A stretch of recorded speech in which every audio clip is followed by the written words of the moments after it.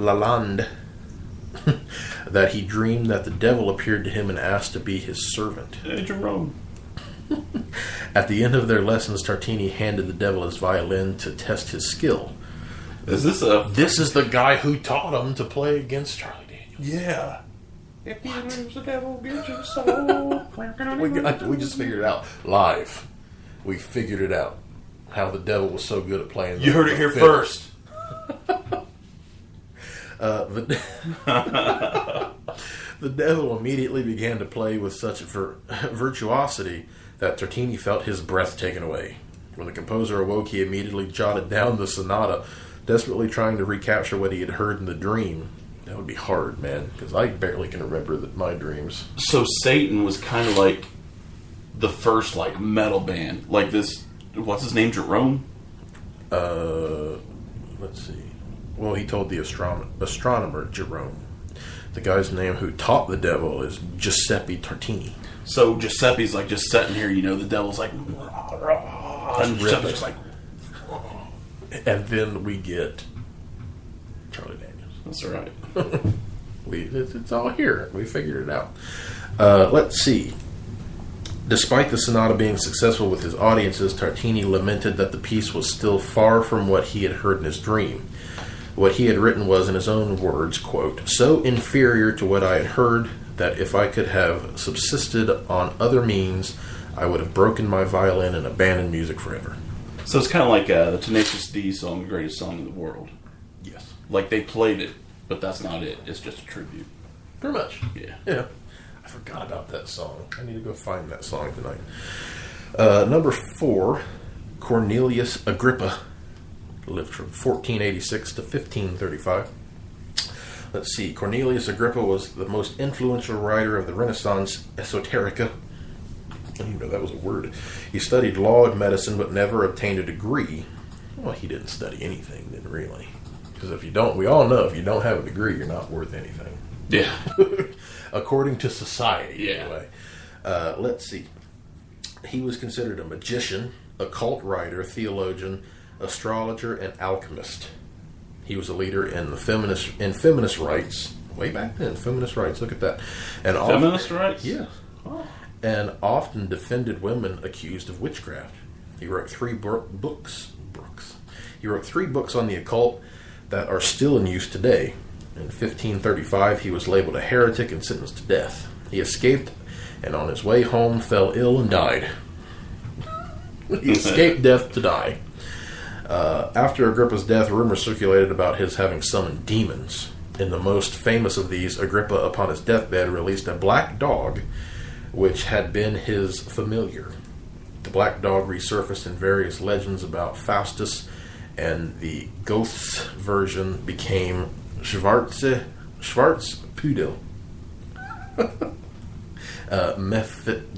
Mephistopheles. So, fun times. Number 3 is one that Jason has, which he can do things with here in a minute, and that's Robert Johnson, who lived from 1911 to 1938. So I won't dive into that. Number 2, Johann Georg Faust. Gaylord? Georg. Dr. Johann Georg Faust was an itinerant alchemist, astrologer, and magician of the German Renaissance.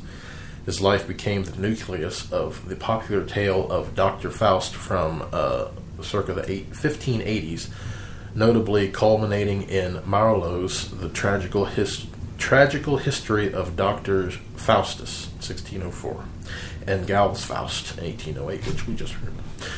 Legend has it that Faust wanted a life of pleasure, and having been involved with the occult, learned how to summon the devil. Having done so, he made a deal with him for his soul in return for 24 years of service from Satan. Unfortunately, after 16 years, he regretted his deal and wanted to withdraw it. The consequences of his attempt to withdraw the deal are well known to any who have read the various fictional tales of Faust's life. The devil brutally murdered him. So, I guess that's what you get. Does the devil do anything not brutally? Plays the fiddle pretty good, man.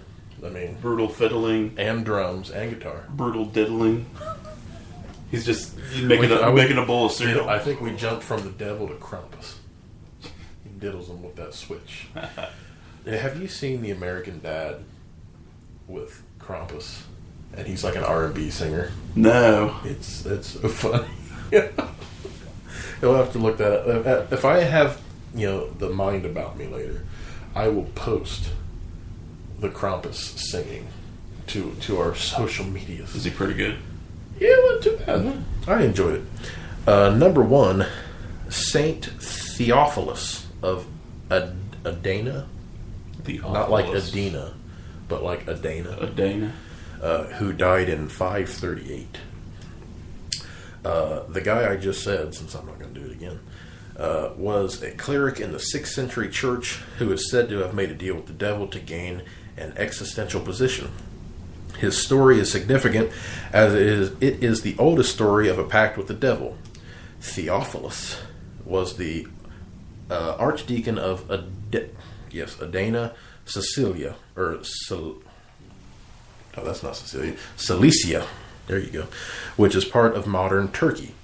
He was unanimously elected to be a bishop, but turned the position down out of humility. Another man was elected in his stead. When the new bishop unjustly deprived Theophilus of his position as archdeacon, Theophilus regretted his humility and sought out a wizard to help him contact Satan. In exchange for his aid, Satan demanded that Theophilus renounce Christ and the Virgin Mary in a contract signed with his own blood. You're a wizard, Harry. Now go get Satan. Theophilus complied, and the devil gave him the position as bishop. Years later, fearful for his soul. Man, I thought I had it. I practiced that for like 10 minutes before. Theophilus repented and prayed to the Virgin for forgiveness. After 40 days of fasting, the Virgin appeared to him and verbally chastised him, like they typically do. Yeah. Theophilus begged forgiveness, and Mary promised to intercede with God. He then fasted and a further 30 days, at which time Mary appeared to him again and granted him absolution. So it is a forgivable sin. I guess, according to this. However, Satan was unwilling to relinquish his hold over Theophilus, and it was a further 3 days before Theophilus awoke to find the damning contract on his chest. He then took the contract to the legitimate bishop and confessed all that he had done. The bishop burned the document, and Theophilus expired out of sheer joy to be free of the burden of his contract. So, there's my list. I'll be finding a lawyer. Yeah. Do we want to let's play a commercial? Yeah. And then we'll come back to Jason. That. We will be back in roughly 1 minute. Stay tuned. You're listening to Into the Other Side, Paranormal Talk Radio. Hey everyone, it's David from Soapy Inc. and Into the Other Side Paranormal Talk Radio, and I'm here to tell you about an awesome program from iHeartRadio called Show Your Stripes. What's Show Your Stripes? It's a program geared towards spreading awareness around the issue of returning veterans who are unemployed, and it encourages businesses to hire these highly trained and skilled individuals who deserve a shot at a normal life. Where can you find out more about this? Simply by going to iHeartRadio.com/showyourstripes or showyourstripes.org to find valuable resources from the most trusted sources and a customized user experience for veterans, businesses, and supporters. If you are or know of a veteran in need of employment or would like to know what you can do to support the cause, I urge you to check out showyourstripes.org for more information. Hire smart, hire vets. Powered by military.com and monster.com. And we are back. We are back. As you just heard, unless you're on Facebook or whatever else, as you just heard, for our folks listening on Spreaker, Show Your Stripes, still a thing, still working pretty good for folks. Go over there, check out showyourstripes.org. Big old thing, help some folks that you might know, or help other folks that you don't know. Get involved. Jason. All right, I've got Selling Your Soul to Satan and How-To Manual. How-To, I also have a how-to. We'll see what you got. I am not saying you should do this. As a matter of fact, you probably shouldn't. But, I'm not really into this kind of spiritual mumbo jumbo per se, but just in case, don't do this. Okay. This is from dpjs.co.uk. Okay. How do I sell my soul to the devil and serve him in his dark satanic glory? Answer 1. The B ritual method. This ritual is opened in the traditional way if there are multiple persons present. See your copy of the Satanic Bible by Anton LaVey for the basics. You got one of those? Nope. Okay. It is not easy, and the ritual takes a few hours. You will need a cold room that has not received sunlight for 3 days.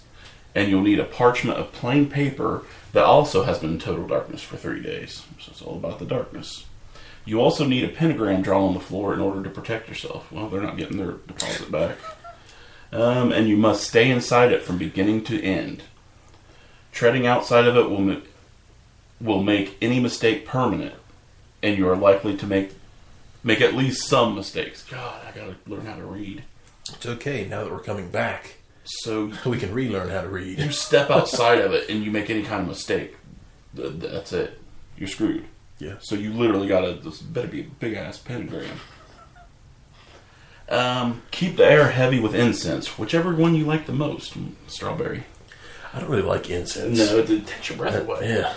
Unless you're like, whenever we go, whenever Mara and I go into a place that actually has incense, not really burning it, but even just has it, it's almost like walking into like a candle shop or like a perfume place. I can only be in there for about 10 minutes without, getting a severe headache. Now imagine when I worked at that candle shop for a year. Yeah, I don't see how you did it sucked, man.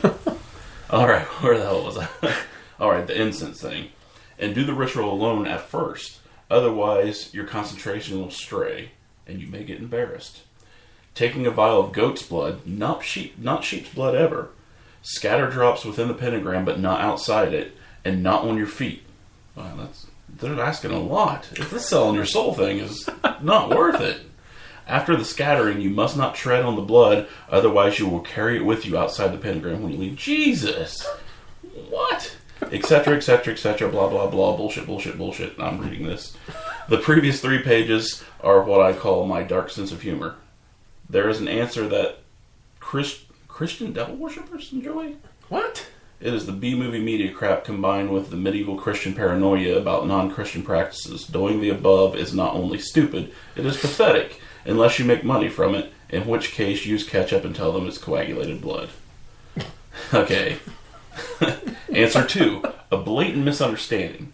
The person who asks, how do I sell my soul, is most likely new to Satanism and probably new to science, new to critical thinking, new to adulthood, and generally just newy. Newy, that's a word, I guess. They are most likely asking the question to the first Satanist that they have encountered. Satanism does not, however, recognize Satan as an existing being. As a result, the answer of a typical Satanist to the question could be, piss off, you immature devil worshipper. Get a life and a job. Stop harassing us until you've grown some brain cells, etc. More informatively, you could quote from the Satanic Bible. This is a quote from the Satanic Bible. To become a Satanist, it is unnecessary to sell your soul to the devil or make a pact with Satan. This threat was devised by Christianity to terrorize people so they would stray from the fold. The Satanic Bible. End quote. Answer 3. The good answer. It's easy. You obviously have been highly influenced by Judeo-Christian image of Satan, so the following method will probably appeal to you. First of all, how was evil introduced into the world? It was not by Satan, who can only come by invitation, and who is not the creator. Firstly, the possibility of evil was created by God. It is also created... Sorry, I can't read. It also created human beings that would be inherent, consistent sinners. So it wasn't long before the first human beings accepted Satan by eating the apple. Remember the biblical story of Adam and Eve? Yes. Yeah? The silly girl. The tree they ate from was the tree of knowledge of good and evil. The primary character trait that God did not want humans to have was moral knowledge. Hence, the first sin of Satanism, which is stupidity. Knowledge, if you are interested in rejecting God, this means theological knowledge. Jesus. It is the key to becoming a proper vessel of satanic objectives. It's not an easy path, nor particularly satisfying.